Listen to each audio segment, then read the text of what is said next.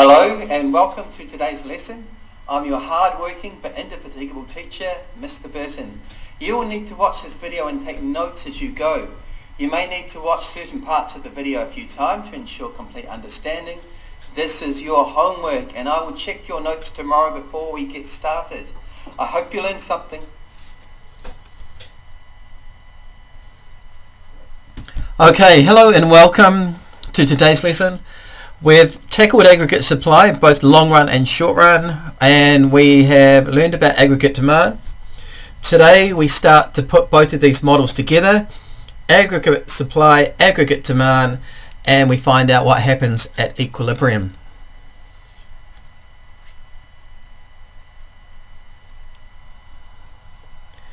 So we're talking short run aggregate demand, aggregate supply equilibrium here. And remember please that the short run is that period of time in macroeconomics where the prices of resources, which are factors of production, land, labour, capital and entrepreneurship, are pretty much constant. They're unchanging. They don't change as supply and demand changes in an economy. And again, it's especially applicable to wages. Wages are the largest cost that firms in an economy typically face.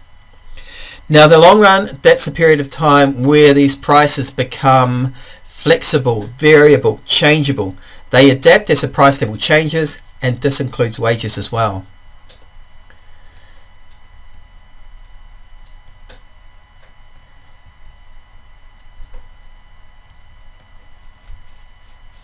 So we're talking short run here.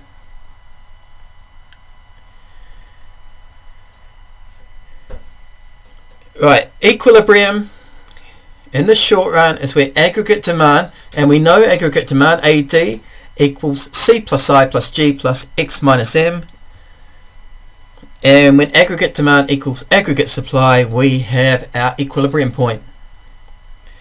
And where these two curves meet, that will determine the equilibrium level of output within an economy. So we're talking real GDP, real employment of all of these factors of production, and the real income that an economy is generating. And importantly as well, it will determine the particular price level in an economy at that given point in time. So the CPI, Consumer Price Index, or the PPI, Producer Price Index. Let's have a look. So average price level on our y-axis, real GDP on our x-axis. We've got short run aggregate supply there sloping upwards to the right, and aggregate demand sloping downwards to the right. Price level Y1, equilibrium point. At the equilibrium point there are no excesses in the economy. The total demand for goods and services is equal to the total output of goods and services which are being provided by the firms within this economy. And where AD equals AS, given the total expenditure on goods and services within the economy, there is a little incentive for firms to increase or decrease output in the short run, Firms will only be incentivized to increase or decrease output if there's a change in one of the determinants of aggregate demand or aggregate supply that we looked at previously. A shift in either the AD or the AS curve is going to result in the equilibrium changing. When the equilibrium changes, the price level and real output also changes.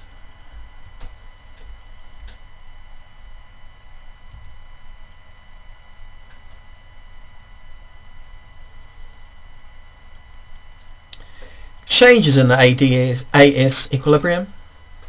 We'll look at our first one here. Now any shift in AD or AS is going to have an effect on the average price level of the economy as well as how much output that economy is producing. So the real output or real GDP.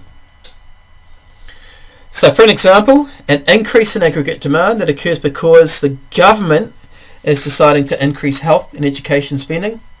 So as G, government consumption spending increases, that drives up aggregate demand. Let's model this. Equilibrium 1, short run aggregate supply 1, aggregate demand 1, gives us price level in the economy, PL1, and real GDP, real income and output. So Y for income, Y1 is the national income at this equilibrium point. Aggregate demand increases, so that's going to be a shift to the right. A new curve comes in here, we label that AD2. An increase in aggregate demand, a new equilibrium is reached, so real output, real GDP has increased from Y1 to Y2, and that drives up the price level as well. Price level 1 increases to price level 2. Average prices within the economy have increased. Now, as aggregate demand increases, as the government consumes more health and education goods and services, for example, it's paying for more schools and hospitals to be built, it's employing more teachers and nurses, aggregate demand has to increase. It shifts right, real output has increased, Y1 to Y2. Average prices in the economy have increased, price level 1 to price level 2.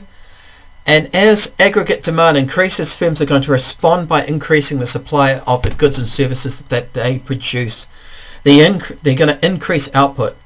And as they do so, the cost of the resources, the factors of production begin to increase. And this especially applies to labour. Now, to maintain profitability as the costs of production rise, firms will need to pass on these higher costs to consumers by raising their prices. And this results in average prices in the economy increasing. That's an important point. Why does the price level increase? Factors of production are being employed more, they're becoming scarce, they're becoming more costly to firms to use in their production processes. As the cost of production increase, firms want to maintain profitability, they pass on these extra costs to consumers. Anyone spending in the economy, so not just consumers, it's government, it's investment goods. Let's have a look at another example here. This example will run us through a decrease in the price level and an increase in real GDP. Now this is going to occur again. If AD or AS changes, there's going to be an effect on the average price level, and there's going to be an effect on real output, real GDP within the economy.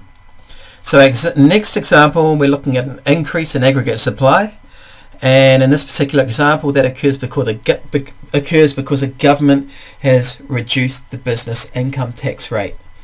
Remember, that was one of the things that would shift, one of the factors that would shift the short run aggregate supply curve.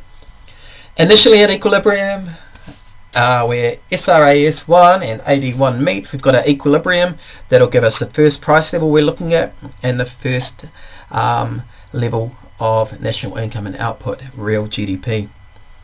Right, an increase in short run aggregate supply occurring because the business income tax rate has been reduced. That increases short run aggregate supply within the economy. Output increases from Y1 to Y2. And as this happens, the price level decreases.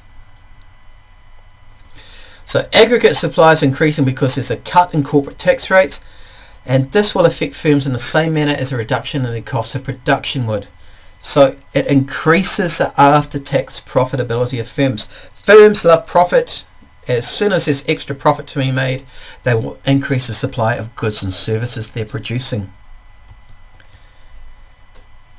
So as AS increases, it will shift right, and this increases real output, Y1 to Y2 at the new equilibrium.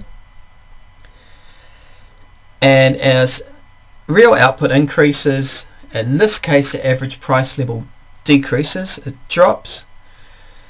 Now average price in the economy will decrease from price level 1 to price level 2, and this occurs for two main reasons. As aggregate supply increases, the only way that consumers in the economy will increase the amount of output they purchase is for firms to drop their prices on average. Consumers don't have extra money in their pockets automatically to spend on the increased level of goods and services that are being produced. I don't want to mix up the microeconomics with the macroeconomics, but we know from the law of demand that the only way consumers are going to purchase extra output is if firms drop their prices. And if that occurs in the economy on a large scale, then on average across the whole economy this is going to happen. Firms will need to drop their prices on average across the whole economy for all those groups consuming goods and services in the economy to increase the amount that they're willing to purchase. Our second reason, price competition between firms results in firms lowering their prices on average. So the business tax cut applies to all firms. All firms become a little bit more profitable. All firms have room to move downwards with their prices, and price competitions between firms will force firms to lower their prices to remain competitive on average, and they can do this with the business tax cut while still being able to maintain post-tax profits relative to that which they were earning prior to the tax cut. So we've just modelled an increase in short-run aggregate supply. We've seen the effect on the pricing, we've seen the effect on national output, real GDP, and we can provide two reasons for that occurring. Easy.